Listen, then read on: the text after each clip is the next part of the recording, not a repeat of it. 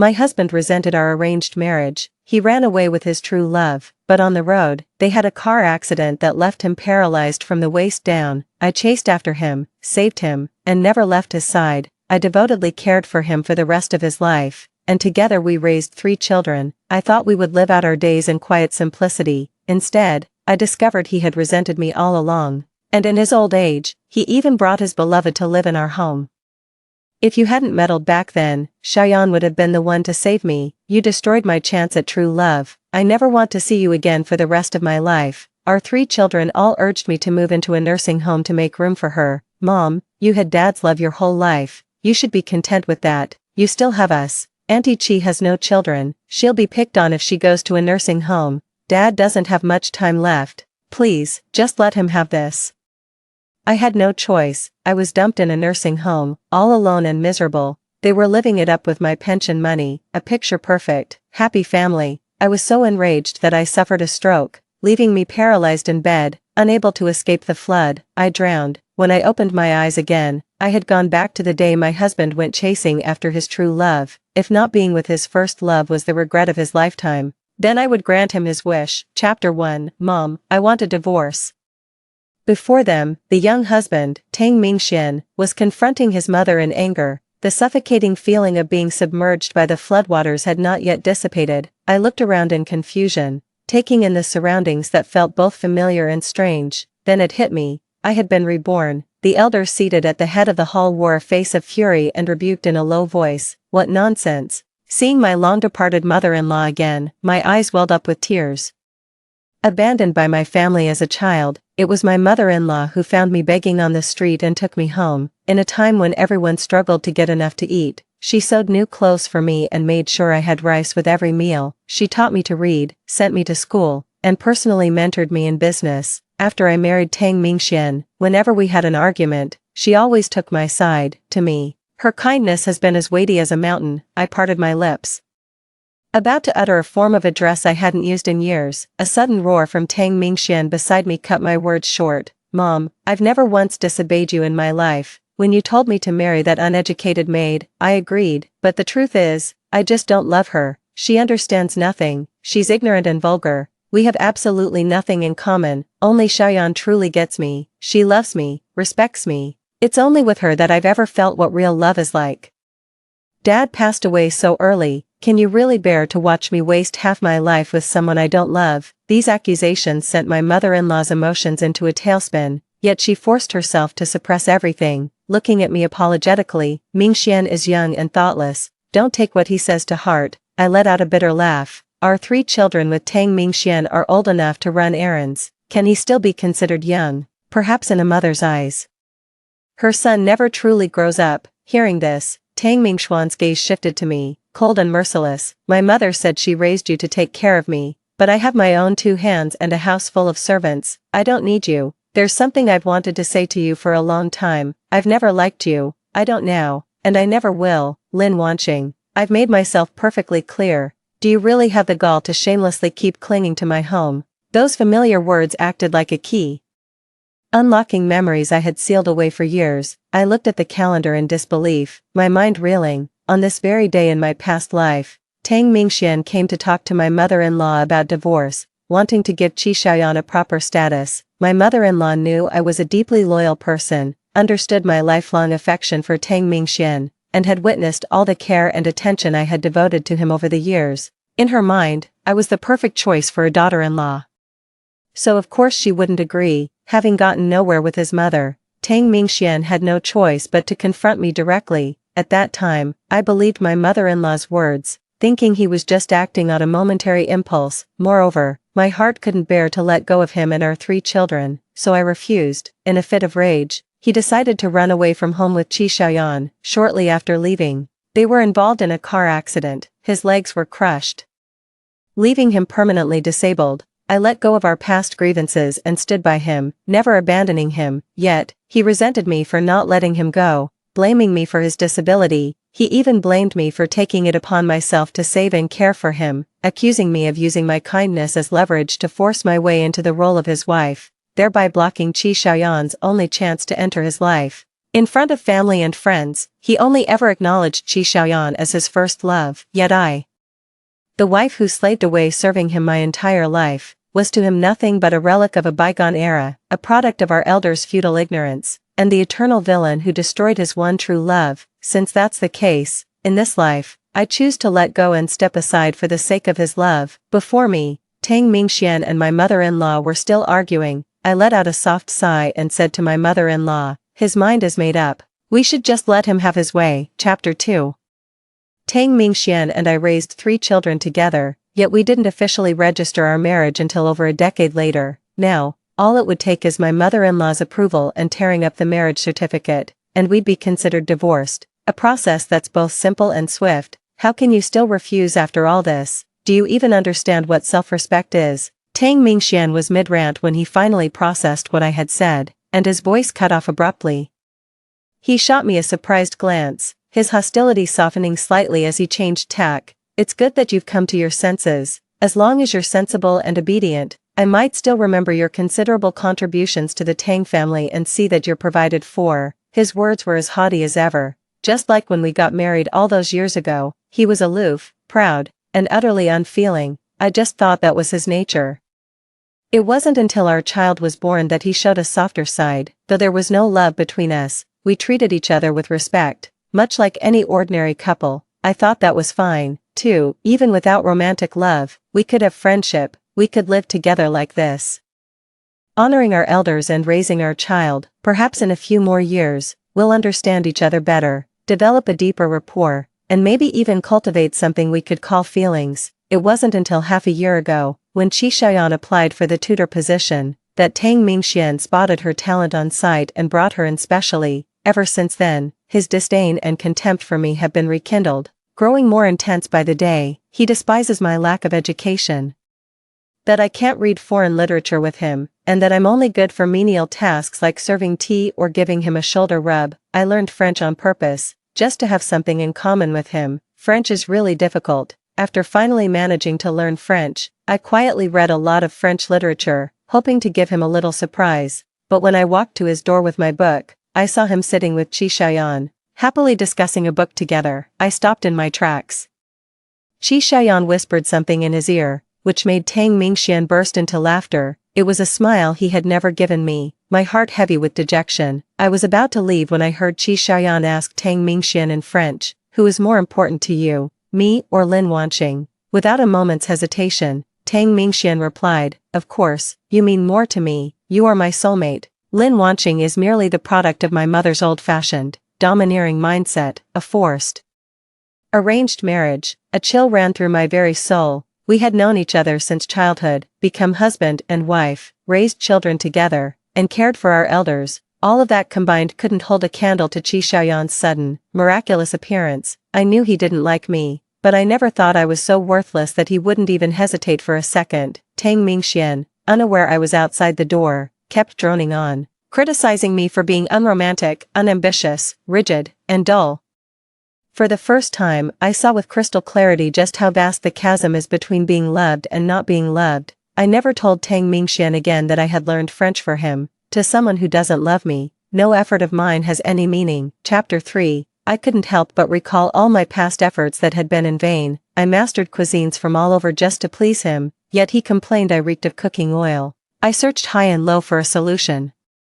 Even asked a friend to bring imported perfume, all to make him happy. He gave me a surprised glance, then snatched the perfume and handed it to Qi Xiaoyan. A luxury like this is only fitting for someone as cultured and well-read as her. I adorned myself for you, yet in your eyes, even gold and jade lost their luster. I perfumed my robes for you, yet to your senses, even orchids and musk held no fragrance. It was all a self-inflicted humiliation.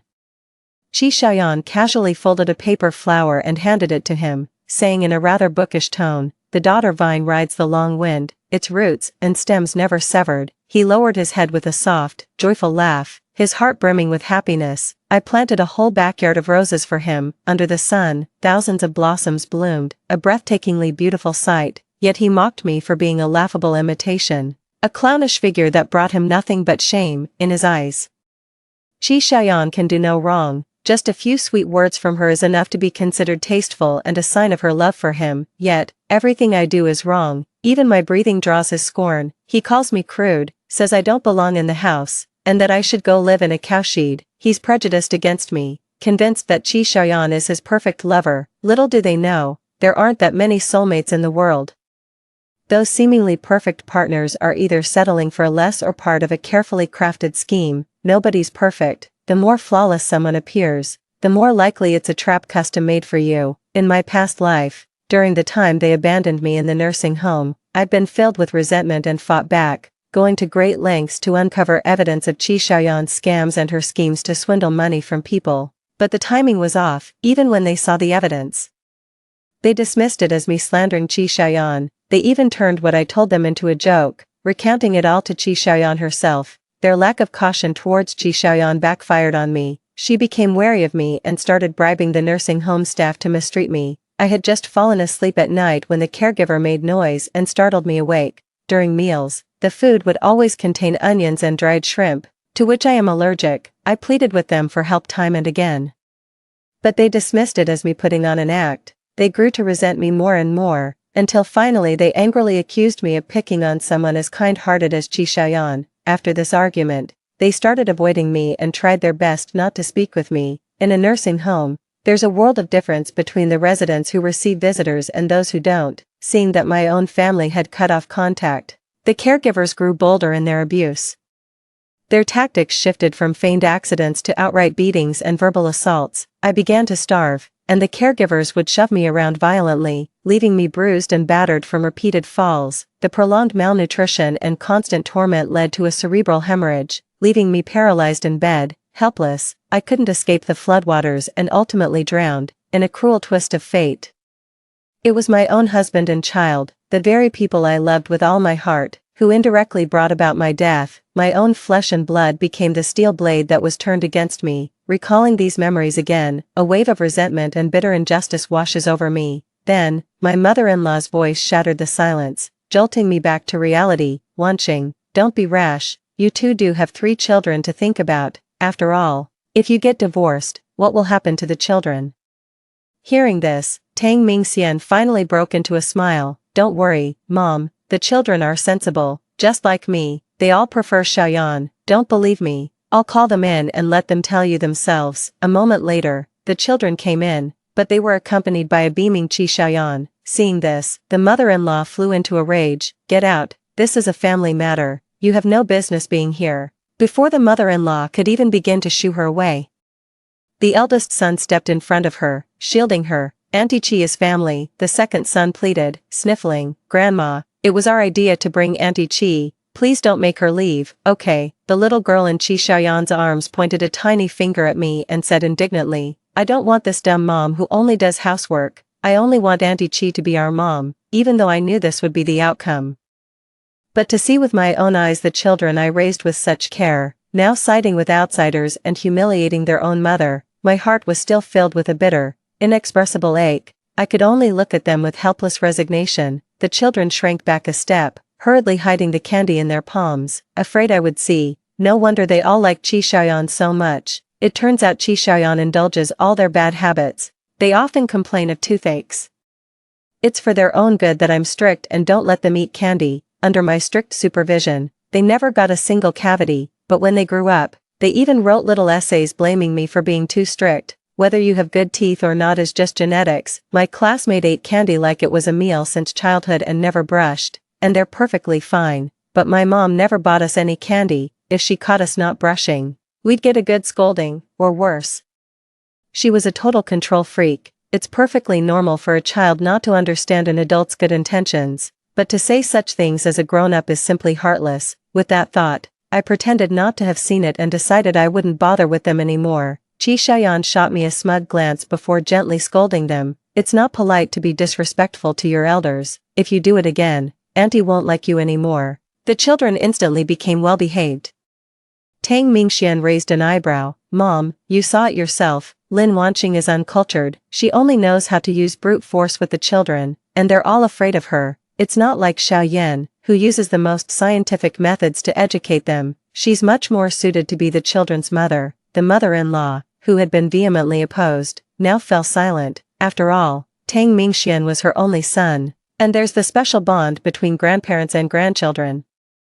These 3 children were the absolute apple of her eye. To her, nothing in the world was more important than these 3 children. Tang Mingxian then turned his gaze to me. Lin Wanqing, after the divorce, the 3 children will stay with me. Do you have any objections? The children watched me warily, afraid I might try to take them away. I smiled and nodded. That's reasonable, I have no objections. The memories from my past life haven't faded.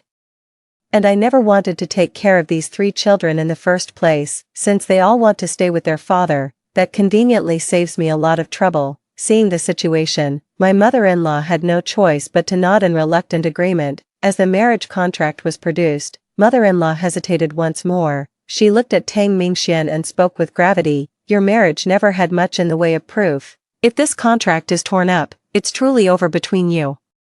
Think it through carefully. Are you sure you won't regret this? Chapter 4. Without a moment's hesitation, Tang Mingxian snatched the marriage certificate. I will never regret a decision I've made. The room fell silent, save for the sound of the marriage certificate being torn apart. The old woman seemed to have aged 10 years in an instant. She looked at me and let out a long, heavy sigh. I've raised you all these years, whether you're my daughter-in-law or not. I've always thought of you as my own child. You were the one managing the Tang group before. It's only right that it stays in your hands. I'm old now, and I'm tired. Tang Mingxian, who had just felt a weight lift off his shoulders and was in good spirits, immediately grew displeased upon hearing this. Mom, is it really necessary to favor her so much? Both Xiaoyan and I have far more impressive academic credentials than she does. Xiaoyan is more suited to manage our Tang family business than Lin Wanqing. You may not know this, but Xiaoyan studied business abroad. The only reason she came back to be a governess is that she never found a patron to recognize her talents. Her skills have simply had no outlet. Tang Mingxian wasn't just saying this to placate his mother-in-law. He genuinely believed Qi Xiaoyan was a hidden gem in this day and age. How many truly exceptional talents are there who just haven't been discovered yet? Real talent will shine through anywhere, unless, of course, it's not talent at all. Mother-in-law fell silent, lost in thought. She had always doted on her son, but she knew very little about Qi Xiaoyan's capabilities. Naturally, she was reluctant to entrust the work of a lifetime to her so easily. Seeing his mother remain silent, Tang Mingxian, for reasons unknown, suddenly looked up and shot me a vicious glare before turning back to her and saying, "You have to believe me, Mom, that highly profitable project last quarter, it was actually Xiaoyan who led it. She just didn't take any credit because she was afraid you'd disapprove, since you've never been on board with our relationship. Mom, I promise you this, if you put Xiaoyan in charge, she will expand the business across the country, even the world.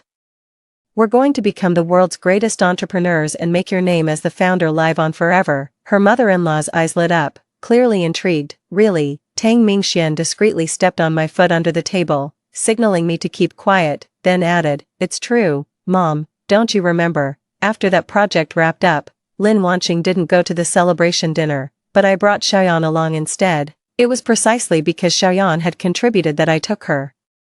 I frowned. Wasn't it that before the last celebration dinner, I suddenly came down with a terrible stomachache? The pain was so bad I couldn't even get out of bed, which is why I had to miss it in the end. I couldn't help but recall how, right before the celebration dinner, Tang Mingxian had been uncharacteristically pleasant to me for once. He even personally brought me a bowl of sweet soup, saying it was best to have something in my stomach first so the alcohol at the banquet wouldn't hit me so hard. It was so rare for him to be this considerate. My feelings were a tangled mess at the time, and I even thought he might be having a change of heart, so, right in front of him, I drank half the bowl. Afterward, he unusually didn't scold me for my absence. Instead, he asked about my condition several times, showing what seemed like genuine concern. As it turned out, he had deliberately drugged me to clear the path for Qi Xiaoyan. The only shred of care I received in all those years of marriage was, in the end, for the sake of another woman. My mother-in-law has been retired for years, and she's entrusted the company's affairs entirely to him and me to manage. Now that he's capable of lying to her face, he must have already arranged for fabricated evidence. Even if I told the truth, it would be pointless. In my past life, he probably had this trick up his sleeve as well, but since my mother-in-law didn't agree to the divorce, he never got the chance to use it. My mother-in-law looked at me. "Wanqing, What do you think? I gave a wry smile, all talk and no substance. In my past life, after Tang Mingxian was disabled, my mother-in-law would hold the fact that I took care of him over his head every single day, pressuring him to give up on the idea of divorcing me and marrying someone else. Tang Mingxian felt he owed Qi Xiaoyan a debt, so he brought her into the company. It wasn't long before he sidelined me and put her in charge, but not a single one of her grand promises came true. In less than a year, Qi Xiaoyan had squandered all of our family's businesses, my mother-in-law's lifelong work was destroyed overnight, and the whole family was left saddled with massive debt. I'm sorry, my incompetence ruined you. I can't bear to face you ever again in this life. Qi Xiaoyan pretended to be consumed by guilt, but in reality, she had already transferred the assets and skipped town, feeling quite pleased with herself. Tang Mingxian, however, took her lies to heart. He spent his days weeping and his nights burning the midnight oil, writing letter after letter filled with longing for her. It never even crossed his mind, if she were truly remorseful, why wouldn't Qi Xiaoyan come back to share the burden of the debt instead of just running away? His mother's lifelong efforts were destroyed in an instant. Yet he shows no concern for her. Instead, he has the leisure to pine for someone else. Looking at this husband whose heart belongs only to others, I had long wanted to end this, but just as I was about to file for divorce, my mother-in-law fell gravely ill. This woman, shrewd for half her life, saw her golden years ruined and her world come crashing down because of her son's foolishness. Overnight, his hair turned white, and he aged rapidly. I had no choice but to put aside thoughts of divorce. Devoting immense effort to finding doctors, purchasing good medicine, and meticulously caring for my mother-in-law, this situation dragged on for several months. Due to his mother's illness, Tang Mingxian settled down a bit, getting along peacefully with me as we cared for the elderly together. The immense blow had already shattered the kind old woman's spirit, and her health deteriorated beyond recovery. Before she left, she clutched my hand desperately, her face streaked with tears, and pleaded. "Wanqing, I spoiled this son of mine rotten, and you've suffered for it, but he is, after all, my only child. I beg you, for the sake of all our years together, please take good care of him. Let me go in peace to meet his father, who left us too soon. I can never repay her kindness in raising me." I could only agree through tears, swallowing all the bitterness. After that, I juggled earning a living, caring for Tang Mingxian, and providing for 3 children. Life was exceptionally harsh. A few years later, I seized a timely opportunity, founded my own company, and soon paid off all the debts, allowing them to continue living a life free from want. Having experienced the hardships of poverty, the children seemed to have matured a bit. They no longer joined Tang Mingxian in pining for Qi Xiaoyan. Tang Mingxian also gradually calmed down, and the peaceful, warm atmosphere we had when our child was first born returned between us. I thought everything was back on track. Immersed in the happiness of life, I doted on our 3 children even more. No matter how tired I was from work, I made time every day to care for Tang Mingxian, helping him clean up, comb his hair, and change his clothes. In certain moments, he would also hold my hand with deep emotion and say, "It's so good to have you by my side." Yet more often than not, he would sit alone in his room, gazing silently out the window. Outside that window were the rose bushes I had planted for him in the garden years ago. Chapter 5. Thinking he must be terribly lonely, I made time every day to take him for walks in the garden. I even hired a renowned landscape designer at great expense to transform the grounds into a breathtaking spectacle, ensuring there were flowers and trees to admire in every season. Sometimes, his mood was strange, yet he would keep staring at the flowers outside the window. I found it unusual. But I was afraid of touching on his painful past, so I didn't ask too deeply. One day, I found half a letter on his desk, which read, "Don't come when spring is half gone." The sight breaks my tender heart. I thought he was lamenting his lost youth and resenting his inability to walk, to step into the spring himself, so I felt even more compassion for him. Looking back now, how could he have been mourning his youth? He was clearly missing the lover who had long since parted ways, Qi Xiaoyan. The phrase "heartbroken at first sight" in his writing wasn't because of the garden I created for him, but because the words in the garden reminded him of the paper flower Qi Xiaoyan had given him back then. Right, how ironic that a piece of scrap paper could surpass the beauty of a blooming garden and decades of companionship. Even more ridiculous is that I was completely unaware of all this in the past. This seemingly harmonious family has long been quietly guarding a shared secret behind my back. They have never forgotten Qi Xiaoyan. After the kids graduated, I voluntarily stepped down and handed the company over to them, thinking I could finally enjoy my retirement after a lifetime of hard work. To my surprise, they brought Chi Xiaoyan back home again, Mom, and she wasn't really at fault back then, she was just deceived. And she has been feeling guilty, has been a vegetarian all these years. Her health has deteriorated. Do you still hold a grudge against her until the end? I just found out that Tang Mingxian never forgot Chi Xiaoyan. I don't even know when they secretly reconnected with Chi Xiaoyan behind my back, and they even knew about her feeling guilty, vegetarian for years situation. Not only did they advise me to be magnanimous, but they also wanted to send me to a nursing home to take care of Chi Xiaoyan until the end. It's not that we can't afford to support 3 elderly people at home, it's that Dad's health is deteriorating, and he gets emotionally agitated whenever he sees you. Indeed, after Chi Xiaoyan returned, Tang Mingxuan's attitude towards me grew increasingly worse, from friendly and cheerful to polite and distant, then to cold and hostile, and finally, he would even curse at me the moment he saw me, accusing me of ruining his love. Why does he have the right to be angry with me? I've taken care of him all these years, helped his family clear their debts, and together we've cared for the elderly and raised our children, even knowing he had someone else in his heart. I forgave him for the sake of my mother-in-law. What exactly have I done wrong to him? He doesn't have many years left, and his only wish is to be with the first love he missed. Are you really unwilling to fulfill that, Mom? You're being too selfish, and she is so pitiful. With no children of her own, if she were sent to a nursing home, she would definitely be bullied. Mom, you still have us, that is only temporary, and we will definitely bring you home in the future and compensate you 100 times over. How ridiculous, they know that elderly people might be bullied in nursing homes, yet they are unwilling to send Aunt Chi there but have no problem sending me. I don't want to.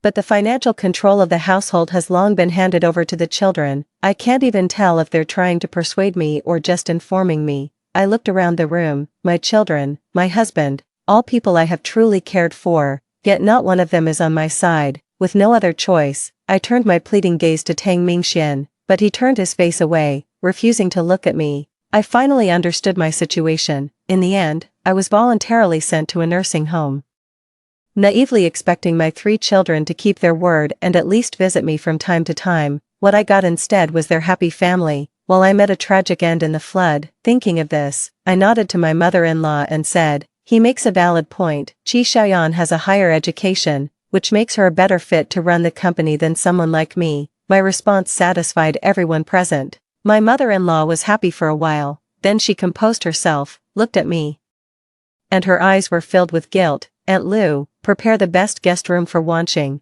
I was about to refuse when Chi Xiaoyan interrupted. They're already divorced, and Lin Wanqing still lives at home. Isn't that a bit inappropriate? Chapter 6. The mother-in-law couldn't bear it and retorted, I've raised her for so many years. I've long treated her as half my daughter. What's wrong with her living at home? Tang Mingxian was also a bit hesitant, but seeing Chi Xiaoyan biting her lip and looking wronged, he immediately made a decision. Xiaoyan is right. It's indeed inappropriate for an outsider to live in the house. Mom, isn't it just that you're worried about not having a daughter-in-law to take care of you in the future? Let Xiaoyan marry in, and she'll be your daughter from now on. These trivial matters won't need Lin Wanqing at all. Upon hearing this, I nodded and turned to my mother-in-law, addressing her with a title I hadn't used since our wedding, Aunt Tang. Over these past 20 years, I have dedicated myself wholeheartedly to the Tang family, never slacking in the slightest. Since taking over Tang Group from you, I have grown it from a small company into the top enterprise in the province,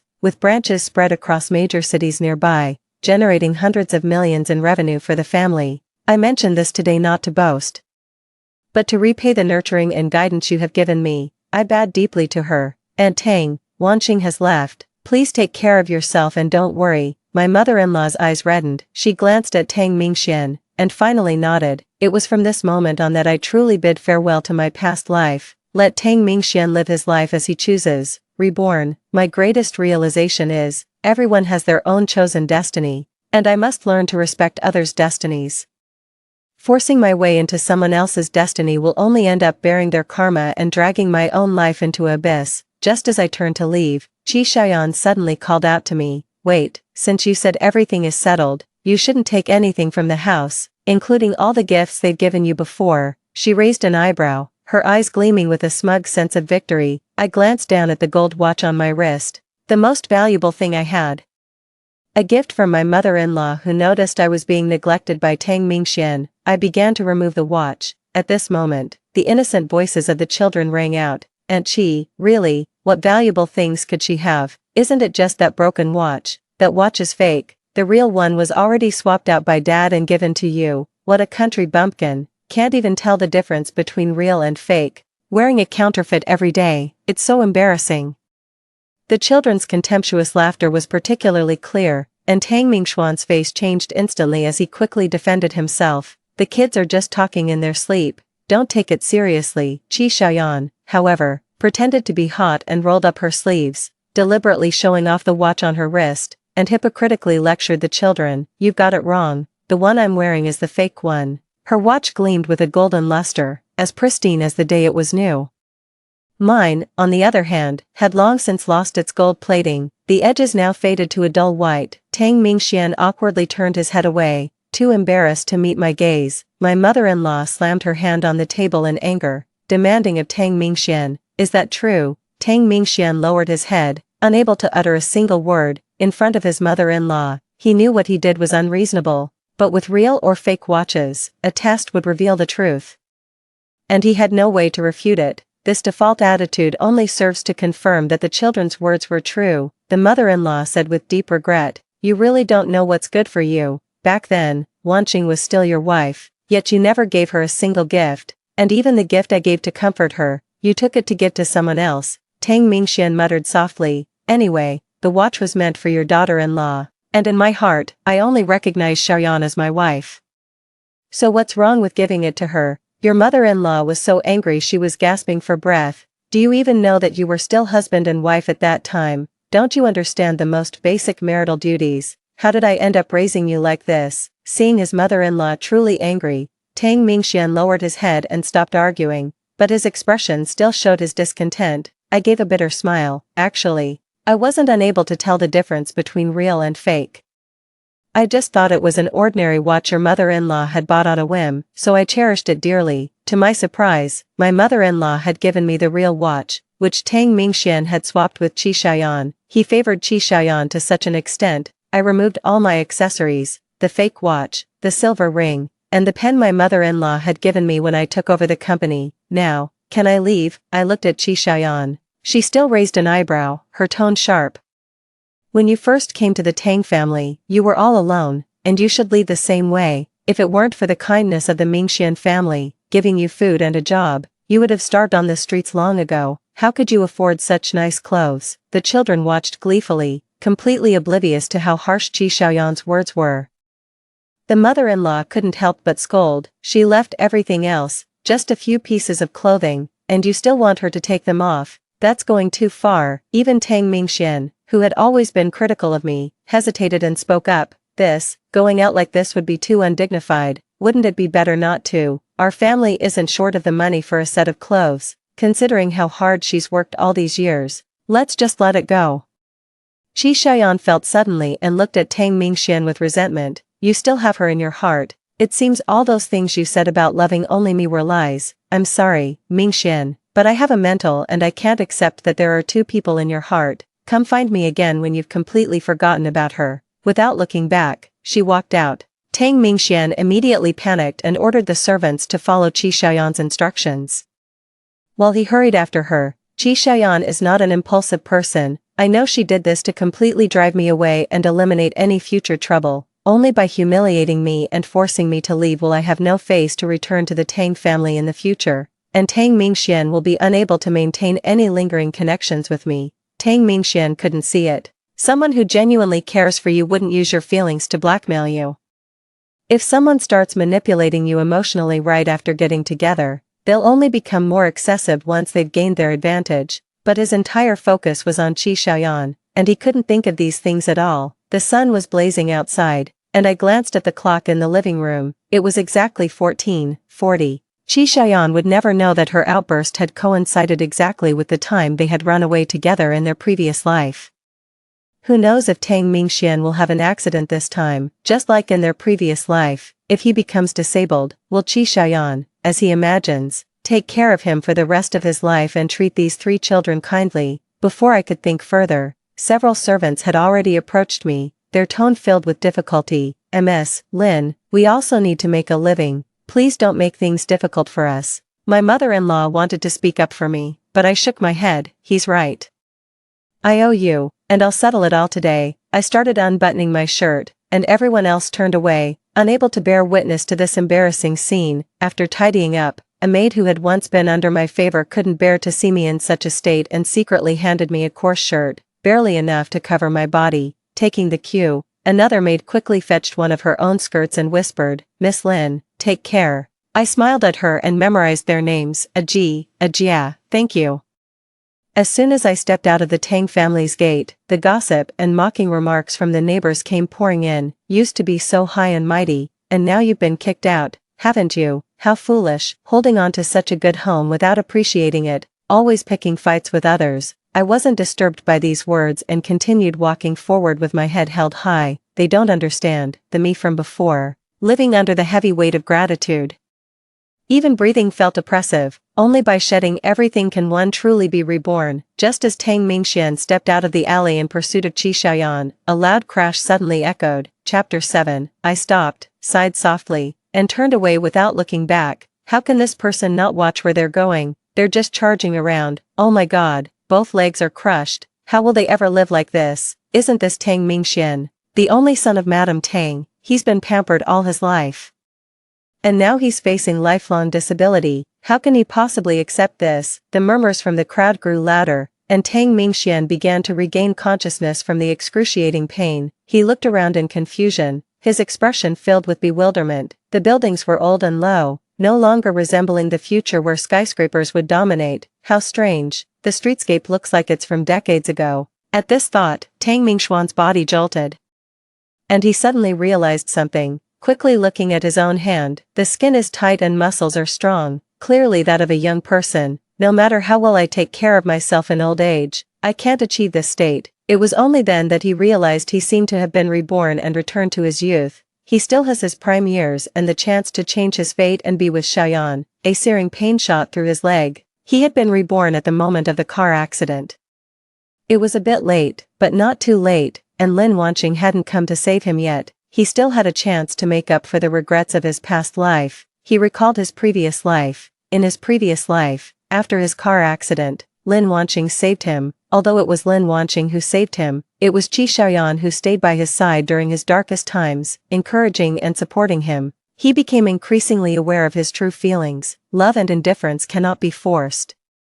He could no longer tolerate his mundane wife, who only ever asked him what he wanted to eat, and decided to file for divorce, but his old-fashioned mother refused. Mingxian, one must have a conscience. Wanqing went to great lengths to find a cure for your leg, even kneeling to beg. She endured your abuse and humiliation at home, tirelessly taking care of your needs, cleaning up after you, and tending to your wounds. Just for this kindness, you will never be able to divorce her in your lifetime. His mother constantly talked about loyalty, but she had always disliked Qi Xiaoyan. Full of anger, he openly wrote letters expressing his longing right in front of Lin Wanqing, blatantly taunting her. Sure enough, Lin Wanqing began to consider divorce, but at this moment, his mother fell ill. He knew the root cause of his mother's illness. Half of it was due to Xiaoyan's bad luck, which had ruined their family business and destroyed his mother's life's work. The other half was her concern for him. He didn't want to make his mother sad, so he dared not cause any more trouble. Even so, his mother's condition did not improve and she eventually passed away. Before her death, his mother asked Lin Wanqing to take good care of himself.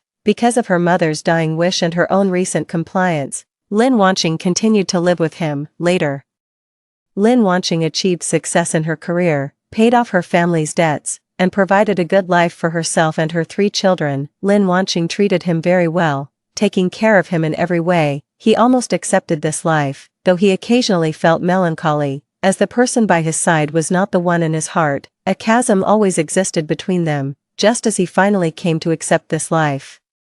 To grow old with someone who didn't love him. Qi Xiaoyan reached out to him again. He had no intention of contacting Qi Xiaoyan again, but after her repeated pleas, he agreed to listen to her final 3 words. Little did he know, this conversation would completely shatter his understanding. It turned out that in his previous life, Qi Xiaoyan had planned to save him, but that bastard Lin Wanqing beat her to it. Later, when he was hospitalized, Lin Wanqing wouldn't allow Qi Xiaoyan to visit. She even fabricated lies to his mother, making her believe that Qi Xiaoyan was a heartless and wicked person, thereby sabotaging their relationship in every possible way. Qi Xiaoyan didn't want to stir up conflict between herself and her mother, so she endured all the misunderstandings, which is why they missed out on so many years together. Lin Wanqing was indeed very kind to me, but I didn't need that kindness. Xiaoyan loves me just as much and would be equally kind to me. Instead, she used her mother's trust to get what she wanted, causing herself and Qi Xiaoyan to miss each other for years, lose the love they cherished, and ruin half their lives. Perhaps even heaven pitied him, so it gave him a second chance to correct his mistakes and reclaim his love. However, he frowned as he looked at his legs. The timing of his rebirth wasn't great. It happened after his car accident, but that doesn't matter. What's important is that he can return to his youth and have a chance to reclaim his lost love. That's good enough. Most importantly, he cannot give Lin Wanqing the opportunity to save him, nor can he let her use the merit and of saving him to break him and Xiaoyan apart again. Chapter 8. He was terrified that Lin Wanqing would suddenly appear to save him, leading him to repeat the miserable fate of his past life. He nervously looked around, relieved to find that Lin Wanqing was nowhere to be seen. The driver was terrified and quickly called for help from passers-by. Tang Mingxian became frantic again, waving his arms and shouting, "Don't touch me. I only want Xiaoyan to save me. Stay away from me." If someone else had come to the rescue, who knows what kind of mishap might have occurred. The driver paused for a moment. "If we keep delaying like this, your leg, it might." Tang Mingxian gritted his teeth and endured the pain. "Don't worry about me, I'll be fine. The doctor in my previous life made it sound so dire, but I recovered well in the end. Could it be worse this time?" He was pale with pain, but still stubbornly refused to give in. This time, he was determined to give Qi Xiaoyan the chance to save someone, so that his mother could no longer find an excuse to keep her out. In this life, fate had given him a chance, and he would absolutely not let Lin Wanqing's schemes succeed. But where was Qi Xiaoyan?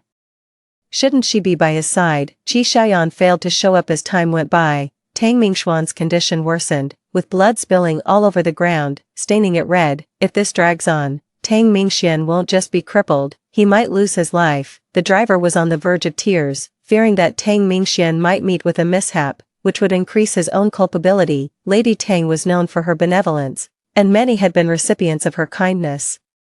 Seeing Tang Mingxuan's stubborn refusal to yield, someone hurriedly ran to the Tang residence. Shortly after, Lady Tang, trembling, walked over and, upon seeing the scene before her, nearly fainted. Fortunately, her steward managed to catch her. She wailed, "Wanqing, go quickly and find someone to lift the car. Save my poor son." The butler paused for a moment. "Madam, young madam, Wanqing is already gone. I'll go call for help now." Lady Tang was so used to turning to Lin Wanqing whenever there was a problem, she forgot that Lin had already been forced out. She almost slipped back into her old way of addressing her. Lady Tang paused for a moment, her attention finally returning to her son. Find more people to lift the car, and do it quickly. Tang Mingxian was losing too much blood, yet he still managed to protest. "No, only Xiaoyan is allowed to save me." Before he could finish, his consciousness faded, and he fell into a deep coma. Chapter 9. When he woke up again, he was already lying in the hospital. "Xiaoyan." No one responded. Tang Mingxian frowned inwardly. What was going on? He had given this chance to Xiaoyan, so why hadn't she saved him? Tang Mingxian looked around, searching for traces of Qi Xiaoyan, but found none. While his aging mother had gained even more white hairs, Lady Tang sat by the bed, gazing at her pale-faced son, her already swollen eyes turning red again as she opened her mouth to speak. Tang Mingxian thought she would blame Qi Xiaoyan and quickly defended her. "Xiaoyan probably didn't know I was in trouble, or else she would have come to save me." Lady Tang was furious upon hearing this. Heartless wretch. Seeing his mother's hatred for Qi Xiaoyan, Tang Mingxian was also displeased. "Mom, it really was an accident that Xiaoyan wasn't present. She had her reasons. It's Lin Wanqing, my wife, who hasn't shown up even though you've come all this way after I've been in trouble for so long. She has received so many favors from the Tang family, yet she turns a blind eye to my misfortune. She is the one who is heartless and ungrateful. Do you really trust someone like her with your son's future? With you here, she's already acting this way. Who knows how she'll mistreat your son if things go downhill later." Not even close to Xiaoyan. Girls with culture like her value loyalty the most. No matter what you say this time, I'm determined to get a divorce." With a smug smile on his face, he thought he had this in the bag, but instead, Lady Tang looked at him with even greater concern and quickly said to the doctor, "Check her brain again, maybe it got damaged in the car accident." She looked deeply worried. Tang Mingxian was unusually furious. "Mom, what are you talking about? I'm perfectly clear-headed and normal." But Madame Tang looked at him, sighing deeply. "But you and Wanqing are already divorced, just before your accident. Don't you remember any of this? You forgot. You kicked Wanqing out on the spot and made her take off her clothes before leaving. Since you're already divorced, how could she possibly know about your car accident? Or how could she have shown up to save you? Divorced? How could Lin Wanqing possibly agree to that?" Tang Mingxian was momentarily stunned, but then he was overjoyed. Then he became a bit worried, wondering if this was some scheme of Lin Wanqing's. Lin Wanqing loved him deeply, even in her previous life. Despite his antics, she never divorced him and took good care of him. He might have forgotten that, although Lin Wanqing once had a crush on him in her youth, she wasn't without dignity and didn't have to cling to him. In her previous life, she stayed by his side through thick and thin, initially out of pity for his misfortunes. But later, because of Tang's mother's request and the debt of gratitude, he paused and inquired about the details, learning that Lin Wanqing not only agreed to the divorce but also relinquished control of the company, leaving with nothing. He was somewhat suspicious. Then he thought of something. Maybe Lin Wanqing had also been reborn, and had returned earlier than him. Feeling the emptiness of his legs, he felt a bit resentful. Why didn't Lin Wanqing stop him if she knew everything all along? Why did she just stand by and watch him suffer the pain of his disability again? In his heart, he cursed Lin Wanqing countless times. Finally, he could only let out a long sigh. Well, this is for the best. Lin Wanqing took the initiative to leave and no longer bothers him. In this life, he no longer owed Lin Wanyu any favors. They could go their separate ways without owing each other anything. With a bit more effort, he could make his mother fully accept Qi Xiaoyan.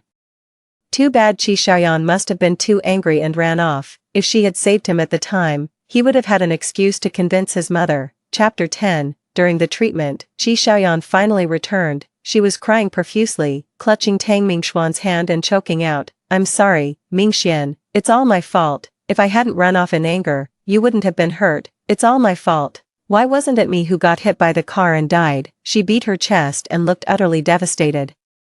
Tang Mingxian had never blamed her to begin with, and seeing this, he was even more moved, comforting her in return. "Stop talking about it. You can't be blamed for natural disasters or human misfortunes. It's a pity you missed a great opportunity, but if you perform well from now on, my mother is soft-hearted and will surely accept you as she wishes." He tightly grasped Qi Xiaoyan's hand, completely oblivious to the shrewdness that flashed across her eyes. After leaving the Tang family, I stayed temporarily at my best friend's place. I heard the loud noise too, but I didn't stop. In my previous life, I saved him, yet he resented me for it all his life. Now, I'm curious to see what kind of life he will lead, and I don't want to stay in this city any longer. But if I leave, I have no money, so I can only help out at my best friend's small shop, saving up enough to go. Today, a few unexpected guests showed up at the shop. I went over as usual to ask if they wanted it spicy, but they were too busy chatting and completely ignored me. Thinking that non-spicy noodles could be made spicy later, I served a bowl of non-spicy noodles with a small bottle of chili oil on the tray. The leader, without a word,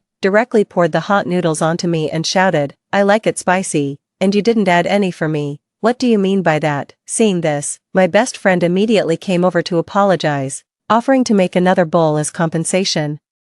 I went back to the kitchen to change clothes, but the scalding noodles splashed on me, and my skin still feels like it's burning. My best friend quickly handed me a cold towel. "Quick, apply some ice. Do you need some burn ointment?" I shook my head. I dodged quickly. "It's not too serious. What is wrong with people these days? They don't even say if they want it spicy or not, and then they get angry when it's served."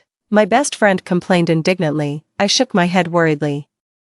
"It's probably not that simple. These people don't seem genuinely angry. They look like they're here to pick a fight. We should be careful." Sure enough, the second time I made the noodles extra spicy on purpose, the guy flipped the table again. "Did you add this much spice to kill me?" They were throwing a tantrum and smashing the place, scaring all the other customers away. My best friend was sighing and complaining about her bad luck when Qi Xiaoyan walked in. Surrounded by a group of people, Among that group were quite a few of my acquaintances, people who had once benefited from me and used to follow me around, bowing and scraping, but now they were all flocking around Qi Xiaoyan. Qi Xiaoyan stood in front of me, still radiating warmth and kindness, but her words were venomous. Ming Xian asked me to tell you that if you don't get out of this city, incidents like today will happen every single day. I raised an eyebrow slightly, realizing for the first time that Tang Mingxian had orchestrated the disruption. My best friend beside me instantly stormed out in fury. So it was you, Wanqing. Don't believe her. Mingxian has always been kind since he was a child. He wouldn't do something so malicious. It must be her stirring up trouble. Although Tang Mingxian was a bit of a love-struck fool, and later did a lot of stupid things because he liked Qi Xiaoyan, causing many friends to distance themselves from him. He really wasn't a vicious person. When we were young, he wasn't happy about our mothers arranging our marriage, but he never did anything too extreme to me. In fact, when I was bullied by rich kids, he even had his bodyguards help me out. This is one of the reasons why I later decided to treat him well. In my previous life, I died in a nursing home. He was indeed an indirect culprit, but he truly didn't know. His kindness is the kind nurtured in a greenhouse, while his cruelty is the innocent kind. The two traits mixed together leave one at a loss. That's why I find it suspicious that he would personally instruct others to do bad things. No wonder my best friend doesn't believe it. I was puzzled when a cold male voice suddenly spoke. Lin Wanqing, I'm not the kind of person who goes soft. If you don't leave, I can do even worse things. The crowd parted, and Tang Mingxian was wheeled in on a wheelchair, accompanied by a doctor. His face was pale and bloodless, but his eyes were terrifyingly fierce. This intense hatred felt strangely familiar to me. Tang Mingxian seems different from before. My best friend couldn't believe it and wanted to argue, but I stopped her and nodded, saying, I will leave. Tang Mingxian stared at my uninjured legs, his eyes suddenly turning red, and he completely lost control of his emotions. You knew I was going to get hurt, yet you didn't stop me, leaving me crippled. Go.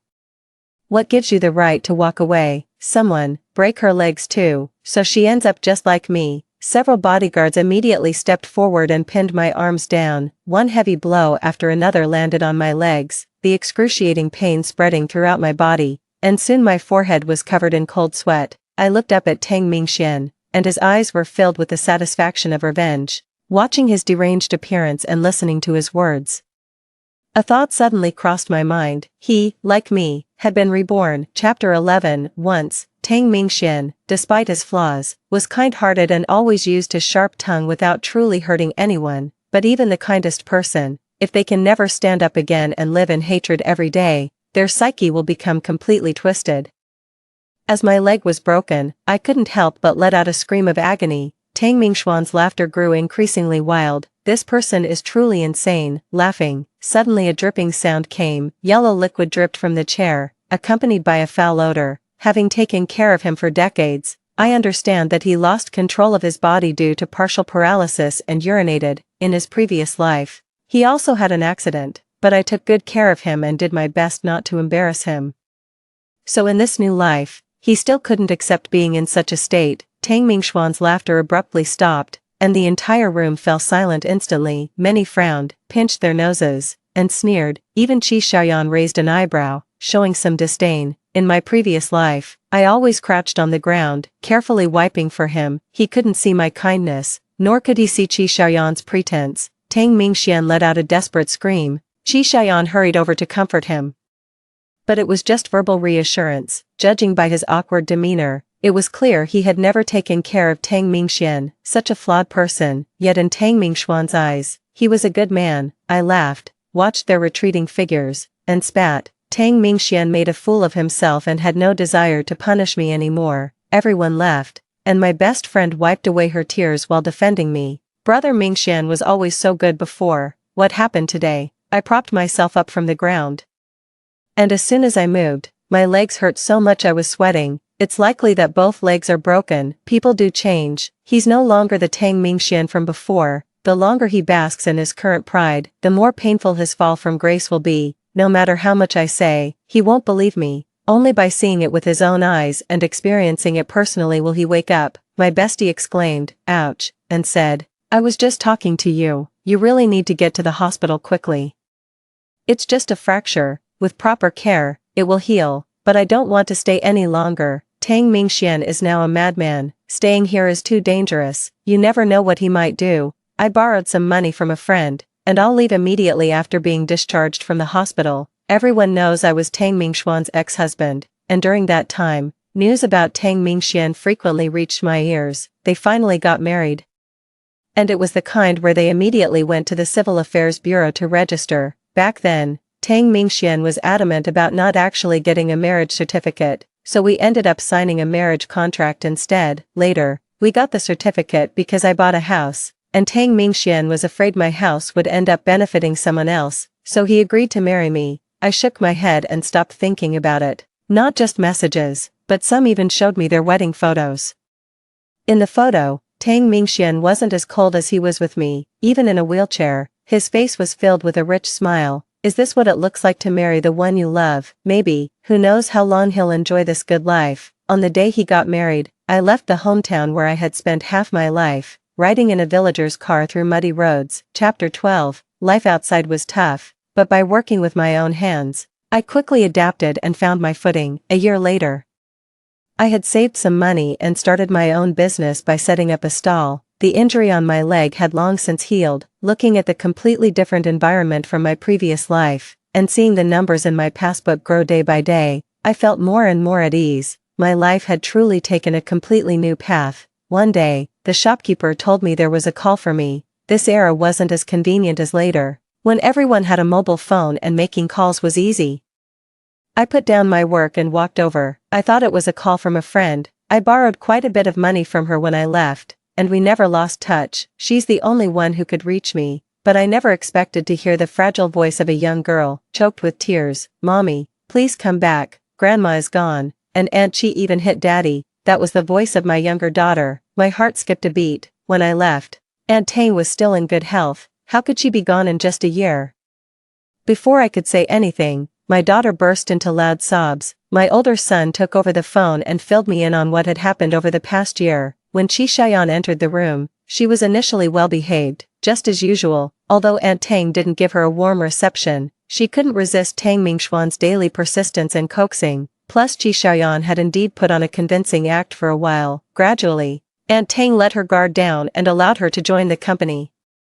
As Aunt Tang grew older and fell ill due to Tang Mingxuan's car accident, she found herself increasingly lacking in energy. She gradually delegated more responsibilities to Qi Xiaoyan, eventually fully entrusting her with the company. On the day she officially took over the company, Qi Xiaoyan emotionally grasped Tang Mingxuan's hand and promised to always treat her well, but ever since she took over the company, she often used work as an excuse not to come home, or would return drunk in the early hours of the morning. The scene Tang Mingxian was hoping for never materialized. He was dissatisfied, but with his mobility limited, he could only wait at home. Qi Xiaoyan's work excuses couldn't fool Tang Mingxian forever. Although Tang Mingxian was overly protected by his family, he wasn't completely ignorant about the state of his own business. Qi Xiaoyan always claimed to be busy, but in reality, the company's financial situation hadn't improved at all. One time when Qi Xiaoyan stayed out all night, he followed her and witnessed her with her arms around two men. Why go home? At home, I have to face that cripple. I'd rather stay here and drink with you, little brother. She was no longer the gentle and pure image in Tang Mingxuan's eyes. Her drunken state disgusted Tang Mingxian. He was extremely angry. He had a huge argument with Qi Xiaoyan. Qi Xiaoyan had already taken control of the company at this point, ignoring Tang Mingxuan's threats. Instead, having made it clear, she became even more brazen about bringing various men home. Tang Mingxian naturally didn't like it, but every time he got angry, Qi Xiaoyan would look at him with disdain. I was willing to marry you, this cripple. It's a blessing your ancestors for 8 generations have earned. Don't be ungrateful. If Tang Mingxian dared to act up, Qi Xiaoyan would resort to violence. Now, half paralyzed, he was no match for her at all. Humiliated, Tang Mingxian had no choice but to seek his mother's judgment. Aunt Tang was furious and was determined to teach Qi Xiaoyan a lesson. However, Qi Xiaoyan was not only insolent in her speech, but having already seized power, she would constantly curse at the old lady as a wretched old hag, and even went so far as to beat Tang Mingxian right in front of her. When old Mrs. Tang ordered her attendants to intervene and save him, she realized that during her period of non-involvement, Qi Xiaoyan had completely replaced all the household staff. witnessing her beloved son being beaten to the ground. Old Mrs. Tang was powerless to stop it, overwhelmed with fury. She suffered a cerebral hemorrhage on the spot and was left paralyzed. Chapter 13, Tang Mingxian screamed for help, begging Qi Xiaoyan to call a doctor for Aunt Tang, but Qi Xiaoyan insisted that Aunt Tang wasn't ill, but possessed by evil spirits, and went around hiring charlatans to come to the house. Qi Xiaoyan had always resented Aunt Tang's presence and had been slighted by her before the wedding. She was practically hoping for something bad to happen to Aunt Tang. How could she possibly be sincere about helping to save her? Watching her daughter being bullied while the house was thrown into chaos by a bunch of quacks, Aunt Tang was both frantic and furious. Not long after, Aunt Tang fell ill and passed away. With the pillar of the household gone, Qi Xiaoyan shed her last shred of hesitation. She completely dropped the pretense of kindness she had shown the children. She stopped feeding them proper meals, forcing them to eat leftover scraps. They were only given old clothes to wear. Later, Qi Xiaoyan made a complete mess of the company again, and she simply stopped letting the children go to school. She even called them dead weight, forcing them to drop out and work to support the family. With no other choice, the 3 children searched everywhere for my contact information, trying to get me to come back. Thinking back to those days, even when I was in the nursing home, I would call and beg them to take me home, or just to come see me. Even when the flood came, I was still crying out for help, but not a single one of them was willing to pay me any mind. I sat there, holding the receiver in a daze, while the sounds of their family's warm and joyful harmony drifted through the line. At my most helpless moment, they were eagerly vying to have Qi Xiaoyan taste the dumplings they had made. The agony of being drowned by the floodwaters began to spread through me once more. Since she is the mother they chose for themselves, then they must see their choice through to the very end. I suppressed the flicker of sympathy rising within me and was just about to refuse. A familiar voice came from the other end of the line. Who told you to beg her? We're doing just fine. Xiao Yan was just momentarily led astray. She still has me in her heart. She still has us. If any of you dare to call her again, you are no child of the Tang family. The call was abruptly ended. I recognized that voice. It was Tang Mingxian's. Tang Mingxian was coddled and arrogant his whole life, never learning to humble himself. I let out a soft chuckle and didn't dwell on it any further. Since I had already resolved to let go, I would never concern myself with him again. The greatest lesson I learned from my past life is to respect the fate of others. You can't save someone who's determined to die. Let them go. It's just that Aunt Tang passed away, and it was a long, drawn-out illness that took her.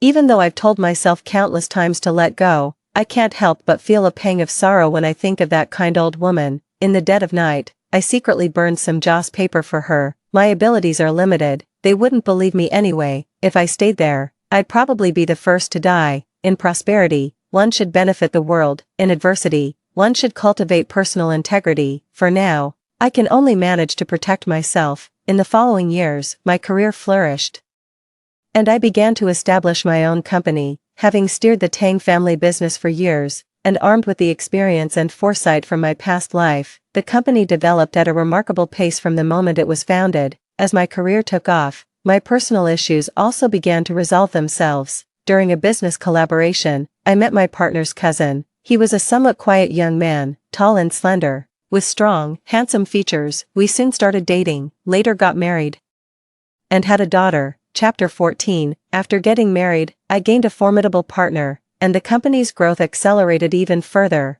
On the day of my daughter's 1-month celebration, I was even featured on television due to the company's rapid expansion. Life was flourishing and thriving, full of prosperity and promise. But then, one morning, a group of uninvited guests arrived outside the villa. A lunatic in a wheelchair brought the media to my home, pointing at me and screaming, "What a sham of an entrepreneur. She's nothing but an ungrateful wretch who abandoned her husband and child. Our Tang family raised her, and she turned her back on us. She didn't even show up to my mother's funeral." Countless cameras were pointed directly at me. My assistant stepped in to block him. I frowned at the person before me, staring for a long moment before a name finally surfaced in my memory: Tang Mingxian. My ex-husband flinched, a flicker of shame crossing his face. It really is Tang Mingxian. He was disheveled, covered in filth, and reeked of a foul odor. This was completely at odds with the young Master Tang I remembered. Even in my past life, when he was paralyzed, I took great care of him, keeping him clean and buying him comfortable, well-fitting clothes. But now, He's become someone I don't even recognize, his words coarse and aggressive, making me raise my eyebrows in disbelief. He's a completely different person, before me. 3 frail little beggars knelt, pleading desperately, "Mom, we're all your children, you can't abandon us. Ever since you left, we haven't been able to afford our studies. We had no choice but to go out and find work. Look at my hands, I've washed so many dishes, the fingerprints are nearly gone, and my little sister, she's out on the streets every day, begging and stealing just to get by." Their words caused an even greater uproar among those who hadn't known the full story. Even the neighbors started pointing fingers and whispering about us. "All that glitters is not gold, who would have thought she's the kind of trash who'd abandon her own father and child." Exactly, living the high life in a mansion, dining on imported delicacies, while leaving her husband and child to beg on the streets, to abandon even her own child. What a heartless monster. A torrent of condemnation washed over me. Yet I remained unmoved, my gaze turned to Tang Mingxian. "You brought this on yourselves, don't blame me." Some well-meaning media outlets began to plead, "Ms. Lin, no matter what, they were once your family, even if they've done wrong, you should give them a chance to turn over a new leaf." Everyone thought I was heartless and cold, yet, I laughed, the heartless one isn't me, it's them. The idea of rebirth was too absurd. So I didn't elaborate, but even setting aside my past life, what they've already done is outrageous enough. I just gave a brief explanation of what happened between us. When I mentioned how Tang Mingxian insisted on divorcing me to be with that fraud, Qi Xiaoyan, and how our 3 children mocked me as a beggar, all while championing Qi Xiaoyan to be their new mother, the looks everyone gave Tang Mingxian and his group turned strange. Then came the fake watch incident. Followed by the part where the clothes came off, they all gasped in shock. After all the contributions I've made to the Tang family, being thrown out is one thing, but they wouldn't even let me take a single piece of clothing, forcing a young woman to strip and leave. Even an enemy wouldn't stoop so low. Chapter 15, Tang Mingxian did as Qi Xiaoyan asked, and the 3 children clapped and cheered from the sidelines. This time, even the media who had previously spoken for them were looking at Tang Mingxian with a strange expression. Tang Mingxuan's face darkened as he desperately tried to explain, "I was just talking. You're the fool who actually went and did it. How can you possibly blame me for that?" I let out a cold laugh. "I'm not blaming you. I just want to say that I've repaid my debt to the Tang family. Aunt Tang was there that day, and she acknowledged it herself. So don't you dare think you can use that old debt to force me into a compromise, now or ever." Tang Mingxian gritted his teeth and fell silent. I continued, "Now that the debt of gratitude is settled, let's talk about the grudge. To save up money to leave, I worked at my friend's place. To drive me out, you smashed up my friend's shop, broke both my legs, and swore you'd cripple me for good. If you hadn't wet yourself back then, I'd probably be lying here with both my legs broken. Just like you, Tang Mingxian, there's nothing left between us but hatred." Tang Mingxuan's mouth fell open.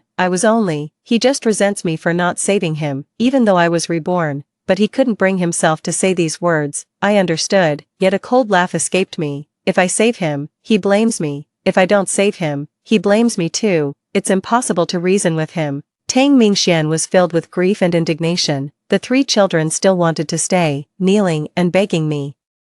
"Mom, we know we were wrong. We shouldn't have joined Dad in making fun of you. Mom, please forgive us. We're starving and freezing every single day." "That's right, Mom, you love me the most. You can't just abandon us." But my heart remained hardened. They're nothing but ungrateful wretches. Why should I keep them around? When Tang Mingxian and I divorced, they were old enough to remember. Do they really not know who was right and who was wrong in all of this? Yet now, they've chosen to come here with Tang Mingxian anyway, trying to pressure me with public opinion. If I were to pay them off to protect my reputation, or even take them in to raise them again, they could turn their lives around and go back to living comfortably off me. For their own benefit, they can hurt me without a second thought, even though they know they've already wronged me and caused me pain. These children are utterly heartless. Besides, I'm married now and have a daughter of my own. If I were to take them in, there's no telling what they might do to the baby in the cradle. I have no reason to invite trouble into my home. There's a saying that rings true: the original is always superior to the copy. My marriage to Tang Mingxian was a mistake from the very beginning. He looked down on me, and the child we had together is no different. I gave them chances, but they squandered them. They brought this upon themselves. So they have no one to blame but themselves. The public opinion swelled, but they were in the wrong. They were no match for me. it didn't cause much of a stir, my life remained as peaceful and happy as ever. Chapter 16. In the end, Tang Mingxian failed to gain any advantage from Lin Wanqing and had to slink back home in defeat. The old family home had been repossessed, and this place was just a rental. The whole house felt hollow and empty. There was no sound of Qi Xiaoyan's drunken, shrill cursing, nor the noise of dishes being smashed. Ever since Qi Xiaoyan squandered the family's wealth, every day was filled with violence and tantrums. Sometimes she would deliberately throw water on him, taking pleasure in watching him struggle to change his clothes in a pathetic state. Other times, she would find fault with the child, forcing them to go out and earn money through odd jobs. Sometimes, looking at Qi Xiaoyan slumped drunkenly by the bed, her breath reeking of alcohol and cigarettes, her skin greasy, her hair matted in clumps, he was suddenly overcome with a wave of nausea. Stripped of the bohemian mystique, she was just an ordinary woman, a chronic liar. Had he lost his mind to have seen her as the moon in the sky? For what? Just because she once folded him a paper flower. Yet Lin Wanqing had planted him an entire garden. Even in his past life, Lin Wanqing would watch himself staring blankly at the roses outside the window. He had even hired a master gardener to design the garden, ensuring there was a view to enjoy in every season. He let out a bitter laugh. The gap was so vast, yet back then, he was convinced that Qi Xiaoyan was better. It was absurd. She had never actually done anything for him, only ever accepted his gifts. He had read countless books and been showered with love and care by too many people, yet he had never truly stepped into the world to accomplish anything. As a result, his understanding of the world lacked any grounding in reality. Lin Wanqing was his wife in an arranged marriage, so he simply wrote her off as utterly worthless. Even though their relationship was met with opposition, he felt his bond with Qi Xiaoyan was unbreakable. What a pathetic projection. He knew perfectly well that Lin Wanqing had read many of his favorite books, albeit sporadically, and had even learned French, all just to have something in common with him. A yellow liquid dripped from the wheelchair, followed by the pungent smell of urine. Tang Mingxian was mortified, but he knew he had to clean himself up. Qi Xiaoyan wouldn't lift a finger to help him. She'd just curse him out, calling him a useless waste of space, a drain on air when alive, a waste of land when dead, and a burden on the economy when half alive. And if her cursing wasn't enough to satisfy her, she might even take a few swings at him. With great difficulty, he maneuvered his wheelchair to the bathroom to tend to himself. For a partially paralyzed person, tending to one's own needs is a considerable ordeal, and it's nearly impossible to do a thorough job. By the time he finished, he was drenched in sweat and utterly exhausted, and dusk had begun to fall. He suddenly remembered the line of poetry Qi Xiaoyan had recited when she gave him the paper flower. The daughter vine follows the long wind, its roots and stems never severing. He had been profoundly moved at the time. Come to think of it, the daughter plant clings to other plants, draining their nutrients until the host withers and dies, doesn't it? Beneath the surface of love lies nothing but extortion and exploitation. Qi Xiaoyan truly is a daughter plant. Her so-called unbroken roots and stems aren't a testament to enduring love, but rather to her greed and relentless extraction of his usefulness. The fresh set of clothes he changed into wasn't exactly spotless either, but given his current state, it was the best he could manage. He let out a long sigh. In his previous life, he had never been in such a sorry state. Lin Wanqing took meticulous care of him, ensuring he was clean and well-groomed every day. He would sit in his wheelchair, immaculately dressed in stylish, expensive clothes, and a maid was always on hand to assist him whenever he wished to go out. For his former self, disability simply meant wearing elegant, well-tailored clothes, gazing pensively from his wheelchair at the beautiful garden view, or being wheeled into the living room to enjoy an exquisite afternoon tea. A life of privilege filtered out a great deal of unnecessary suffering. Under Lin Wanqing's care, his disability was merely a delicate scar, never allowing him to feel the deep, bone-grinding humiliation and pain. He had no concrete understanding of life's hardships, which is why he could treat his own body so carelessly, refusing help from others, determined to reserve that credit for the fraud. If he had already experienced this life's suffering in his past one, would he, upon being reborn, still have so resolutely refused others' aid, stubbornly waiting for that unreliable Qi Xiaoyan to save him? He closed his eyes. Absolutely not. The agony brought on by his disability far exceeded anything he had ever imagined. Had he known the suffering would be this intense, he would never have gambled with his life for the sake of some vague, illusory hope of love. Had he known the suffering would be this intense, he would have been eternally grateful for Lin Wanqing's devotion in their past life. He would never have hurt Lin Wanqing for Qi Xiaoyan's sake, and he would never have chosen Qi Xiaoyan between the two of them. Qi Xiaoyan is nothing but scum, utterly unworthy of him taking any risks. She failed herself, hurt her own children, and was the death of her mother. Thinking of his mother, Tang Mingxuan's tears flowed even harder. She had warned him long ago, saying Qi Xiaoyan didn't seem like a sincere or reliable person at all. She'd said that marriage wasn't like dating, and that he must never marry someone like that, but he, foolishly believing in so-called love, had wheedled and pleaded with his mother to accept Qi Xiaoyan as her daughter-in-law. In the end, just as his mother had predicted, Qi Xiaoyan not only squandered the fortune his mother had spent half a lifetime building, but also caused her such rage that she suffered a cerebral hemorrhage and ultimately passed away. It was all his own fault for inviting the wolf into the house. Chapter 17. A wave of bitterness washed over Tang Mingxian. With a character like Qi Xiaoyan's, it was likely that much of what she had told him in their past life had also been false. However, in that past life, it was the innocent Lin Wanqing who had paid the price for his foolishness. In this life, Lin Wanqing chose to walk away. Now, it was his turn to pay for his own stupidity. My mother was right. Lin Wanqing is truly a dependable person. That's why I was able to live such a comfortable and respectable life in my past life. But there's no turning back for me now. Not only is there no turning back, but to make my life a little better, I have to shamelessly resort to acting like a scoundrel. At this thought, a wave of desolation washed over Tang Mingxian. How had he become so undignified? When I was first reborn, I truly believed this second chance would lead to a better life, but the reality is, I'd become coarse and irritable, with a haggard face and a body that often reeks of a foul stench. It turns out, rebirth was not a divine blessing, but a divine punishment. Heaven is punishing me for my own foolishness and greed. How could I have been so foolish?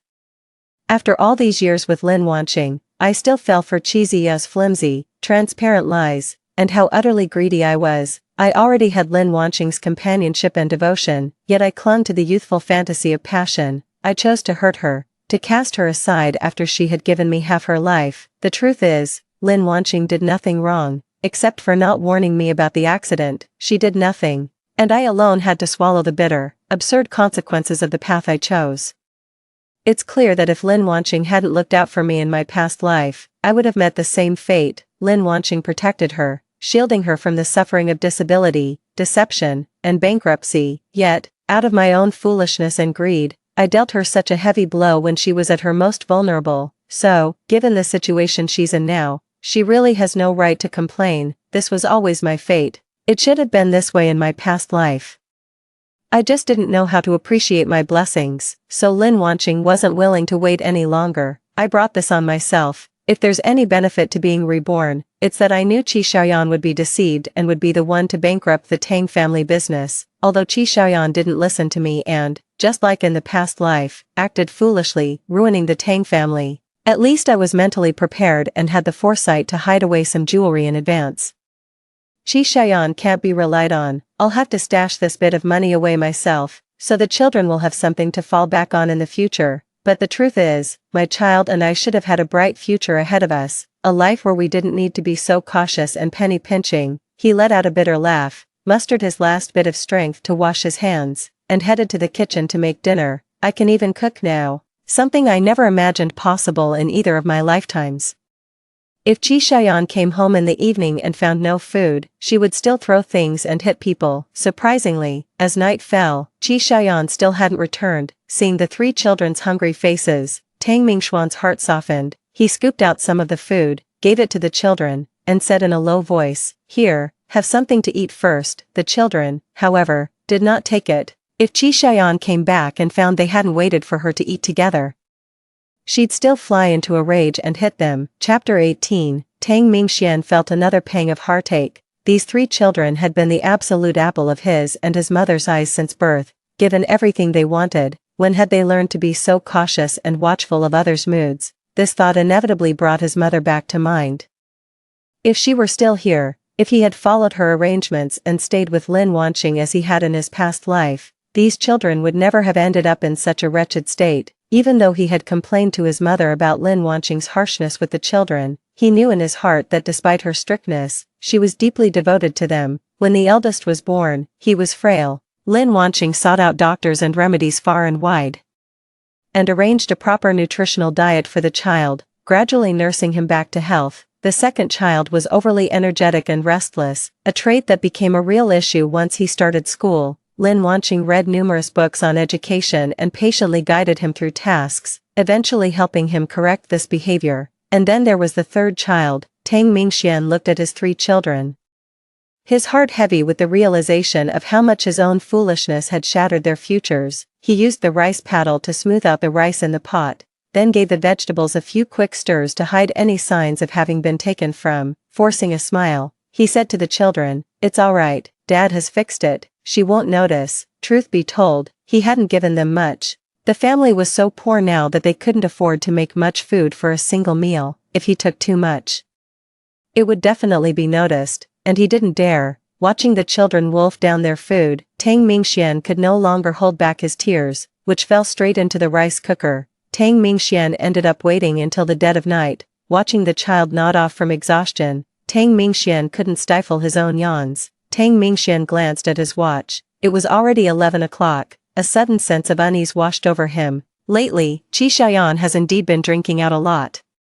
But in this life, perhaps because she obtained the Tang family's assets too easily, Qi Xiaoyan's actions have become far more aggressive than in her previous life. In her past life, it was precisely when Qi Xiaoyan was swindled in a business deal that she caused the Tang family's bankruptcy. In this life, I tried to dissuade her based on my memories from the past, but Qi Xiaoyan didn't believe me at all. Not only did she slap me, but she also increased the investment, causing the Tang family to lose even more money. So, Qi Xiaoyan was also quite broke now, only able to scrape together enough for cheap liquor, with no money at all to eat out. Because of this, no matter how much she drank outside, Qi Xiaoyan would always be back home by 10 p.m. for dinner. Even if she went back out to drink after dinner, she would never stay out too late. But today, what's going on? Just as Tang Mingxian was feeling puzzled, his eldest son suddenly spoke up. "Dad, about that jewelry you've been hiding, maybe we could quietly sell a piece or two. With your health, the doctor said you need to take your medicine regularly, or the incontinence will just keep getting worse. You've been off your medication for almost half a year now." Looking at his son's troubled face, a wave of sorrow washed over Tang Mingxian. But then, in a sudden flash of insight, a terrifying thought occurred to Tang Mingxian. A wave of dizziness washed over him, and he nearly blacked out. Chapter 19. Seeing that something was wrong, his three children rushed to his side. "Dad, Dad, what's the matter?" Tang Mingxian forced himself to focus, looking at his three anxious children. He had no mind for explanations. "Quickly, go to the third child's bedroom." "That box." Tang Mingxian was babbling incoherently, but his three children understood exactly what he meant. Inside the chest in their youngest daughter's bedroom were the jewels Tang Mingxuan's mother had left him. It was their last hope. Just as they had feared, in the little girl's room, the few clothes from the wardrobe were strewn on the floor, and the thin quilts that had concealed the chest were thrown there as well. The three children took one look and immediately burst into tears. Tang Mingxian bit his lip until it bled. Just to keep himself from fainting again, he refused to believe it. But when he got closer, he saw, the cabinet had been smashed open, and everything inside was gone without a trace. That last shred of hope was utterly destroyed. Tang Mingxian's lips trembled, and it took him a long moment to finally cry out, "You monsters." By the time the Tang family business was on the verge of bankruptcy, Tang Mingxian had long been wary of Qi Xiaoyan. He had secretly stashed away some jewelry, intending it as a safety net to ensure basic sustenance for himself and his children if he could ever get a divorce. But he'd never been guarded around Qi Xiaoyan before, always willing to tell her everything, so she'd probably guessed he was still holding something back. Of course he couldn't hand those things over to Qi Xiaoyan. She kept coming around, pleading poverty and trying to sound him out, but he stubbornly insisted he had nothing.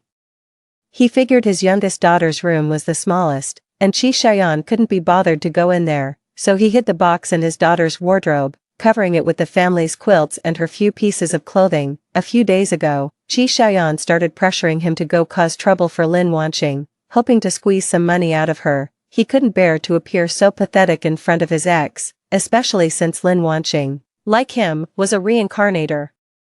To show his destitution would be tantamount to admitting his own foolishness and the mistakes of his past life, but Qi Xiaoyan refused to give up. pestering him relentlessly and even resorting to physical force on several occasions. Finally, unable to take it anymore, he reluctantly followed Qi Xiaoyan's wishes and took the 3 children for a visit. I thought Qi Xiaoyan had her eyes on Lin Wanqing's money. Turns out, she was after my own meager savings all along.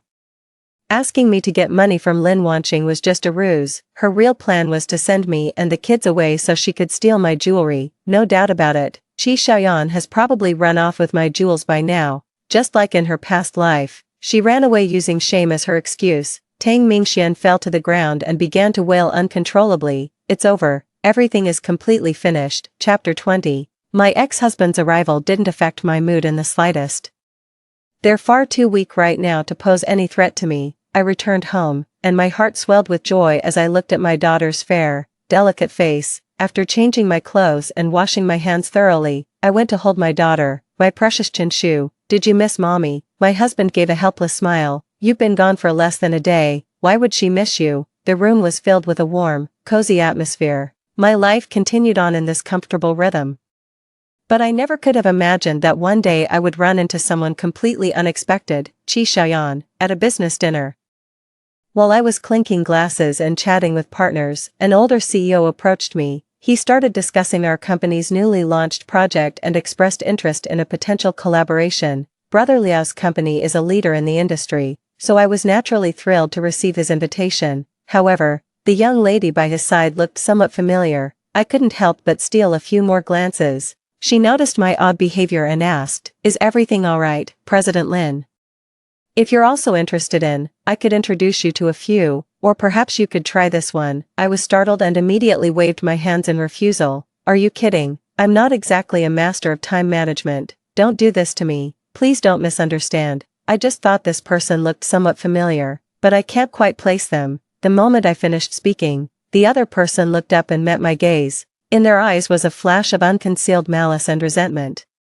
That made me even more certain, I definitely knew this person. To avoid trouble, the other men and women in my party kept their heads down, careful not to look at the other guests, but this person not only looked at me directly, they looked at me as if they wanted to devour me whole. Brother Liao clearly noticed his companion's odd behavior too. He raised his hand and slapped her. Who told you to move? Apologized to President Lin. Now, the slap itself wasn't hard, but being hit in front of me clearly filled her with immense shame. Her eyes red, she gritted her teeth and apologized. President Lin, I'm sorry. Hearing her voice, I finally realized who it was. Qi Xiaoyan. Back when she was with the Tang family, Tang Mingxian had a thing for intellectual, artsy types, so she deliberately styled herself as clean-cut and refined. That's why I didn't recognize her now. With her dyed hair and heavy makeup, who would have thought her career path would be so specialized? I saw no reason to cover for her. Smiling, I looked her over and said, "It's you. I genuinely didn't recognize you." Brother Liao asked in astonishment, "You two actually know each other?" Qi Xiaoyan tensed up. Brother Liao, don't listen to her nonsense. Asterisk slap.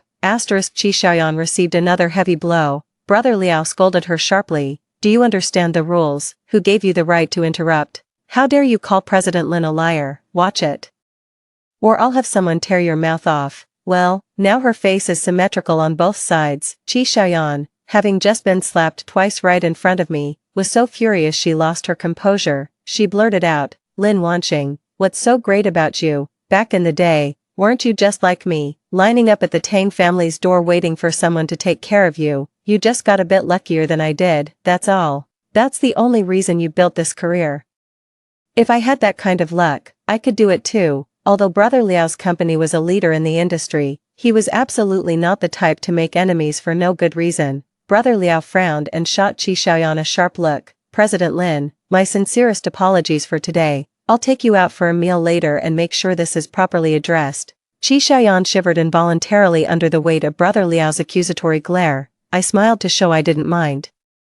It had nothing to do with Brother Liao in the first place. Qi Xiaoyan was a mean-spirited person by nature. She could just about keep up the act while filming, but seeing someone who was once her peer now achieving greater success than her, the facade naturally crumbled. Brother Liao was curious about Qi Xiaoyan's outburst. How did you two know each other before? I don't know what's gotten into her today. She seems unusually worked up. In Qi Xiaoyan's gaze, there was a trace of pleading so faint even she herself seemed unaware of it. In her line of work, Meddling in a client's affairs is the gravest taboo. When she was with Tang Mingxian, she not only meddled successfully but also managed to bankrupt the Tang family. If this skeleton in her closet ever gets dug up, Brother Liao will never let her off the hook, but I had no intention of letting her off the hook so easily. A smile touched the corner of my lips as I enunciated each word clearly. This person is none other than my ex-husband's second wife. Chapter 21. After the scene my ex-husband caused, the details of my previous marriage became common knowledge within our social circle. People don't know all the details, but everyone is aware that my previous marriage ended because that home tutor meddled in my affairs. Furthermore, Li Menghui and Li Mingxian subjected me to immense humiliation. What's more, after I left, the Li family quickly went bankrupt due to that person's reckless behavior. Brother Liao was startled, and his gaze towards Qi Xiaoyan immediately changed, using appearance and emotional value to obtain money, although not very positive, after all, does not harm others. It's utterly despicable to force your way into someone else's marriage and then humiliate their spouse like that, and, Brother Liao is a bit superstitious, you could say. Seeing the look on Brother Liao's face, Qi Xiaoyan panicked. Brother Liao, it's not like that, she has a grudge against me, that's why she's trying to drive a wedge between us, she's deliberately framing me. Brother Liao slapped Qi Xiaoyan across the face again. If Director Lin wanted to get back at you, she could have just told me directly. Did you really think I'd risk offending her for your sake? How dare you accuse her of lying, as if she'd even bother making up stories about someone like you? Qi Xiaoyan stammered, completely at a loss for how to defend herself. Brother Liao shot her a look of disgust. What a piece of work, so you're the one who ruined that company. He then summoned his bodyguards and gestured toward the nearest guest lounge. Drag her in there and shut her mouth for good. The two bodyguards promptly arrived, seized Qi Xiaoyan by the arms, and forcibly dragged her into the private room. These small private rooms were intended for guests to rest or have private conversations during the banquet. While not spacious, they were all very well soundproofed. However, one particularly observant bodyguard deliberately left the door slightly ajar, creating a very narrow gap. The sound of a slap striking flesh echoed from the private room. Brother Liao nonchalantly pulled out a handkerchief to wipe his hands. So she's a jinx, he remarked. And she actually had the nerve to claim she's been a lucky star since childhood. How dare you lie to me, you've got a death wish. After wiping his hands, Brother Liao looked at me again. Since Mr. Lin has a score to settle with this guy, I'll leave him to you. Do whatever you want with him, I'm washing my hands of it. He was clearly doing me a favor, but Brother Liao made it sound as casual as offloading a burden. I'll remember this favor. I smiled and thanked Brother Liao. A short while later, Qi Xiaoyan was dragged out of the private room, her face already swollen like a pig's head. There was no shortage of ice at the banquet, so I had someone bring some for Qi Xiaoyan to reduce the swelling on her face. Qi Xiaoyan glared at me with pure venom. Do you think these little favors will make me stop hating you? Lin Wanqing, you've ruined things for me this time, but if I ever get the chance, I won't let you off the hook. She spoke for too long, aggravating the wound on her face. The pain made her suck in a sharp breath. I laughed. So you won't let me off the hook if you get the chance? Well, you'll need to have a future first. And who said I gave you the ice as some cheap consolation prize? I was just worried it'd be inconvenient for you when you go out later. Oh, I forgot to mention. Tang Mingxian reported the jewelry you stole from him 3 years ago to the police a long time ago. A flicker of panic crossed Qi Xiaoyan's face. My smile widened. As a law-abiding citizen, of course I'd report a fugitive to the authorities. Chapter 22. No sooner had the words been spoken than Qi Xiaoyan's face went deathly pale. She scrambled to her feet, trying to bolt for the door. There was no way the bodyguard was going to let her slip away right under his nose. He yanked her back, pinned her down with his foot, and held her firmly in place. Qi Xiaoyan trembled with fear. A yellow liquid trickled down her leg, and a foul odor quickly filled the air. I couldn't help but roll my eyes. Truly, birds of a feather flock together. No wonder I never fit in with them. It's because I don't wet my pants. My past life must have been a real overstep on my part. Qi Xiaoyan, ignoring her own disheveled state, pleaded, Sister Lin, no, President Lin, I beg you, let me go. I'll never oppose you again. If you could just let me go like I'm nothing. I swear I'll never show my face in front of you again, not even in my next life. She had deceived more people than just Tang Mingxian. If she were caught, it would inevitably lead to more secrets being exposed. Once her past crimes come to light, she has no idea how long she'll be locked up. Watching her cry her eyes out, I frowned in disgust. The law is clear. Stop whining. Qi Xiaoyan continued to wail. I had no choice. I was desperate and broke. Just let me go. And I'll compensate Tang Mingxian. How strange. What does it matter to me whether Tang Mingxian gets compensated or not? I grew impatient. What's all this mumbling, making excuses? Don't waste your breath. The law is rigid, so can you be. When the staff finally arrived and took Qi Xiaoyan away, I couldn't help but let out a sigh of relief. After living 2 lives, it turns out this schemer who doomed me to a miserable death in a nursing home in my past life is nothing special after all. As long as I don't foolishly extend kindness and stop being soft-hearted towards those who don't deserve it, I won't give her an opening to use Tang Mingxian to hurt me. I let out a soft, cold laugh. So, in my past life, I actually felt as such a worthless, spineless villain. Later, I heard that the staff notified Tang Mingxian and also told her it was my tip-off that led to Qi Xiaoyan's capture. Tang Mingxian had previously, through staff, expressed a desire to thank me in person. But I turned him down. I was only seeking revenge for myself. I never intended to help Tang Mingxian. If it were up to me, I wouldn't want Tang Mingxian to benefit from my actions either. Tang Mingxian made several requests, but I ignored her every time. Then, for some reason, she actually had someone deliver a letter to me, saying she wanted to apologize. I couldn't be bothered to read it and just tossed it straight into the trash. However, Tang Mingxian did not receive the full compensation.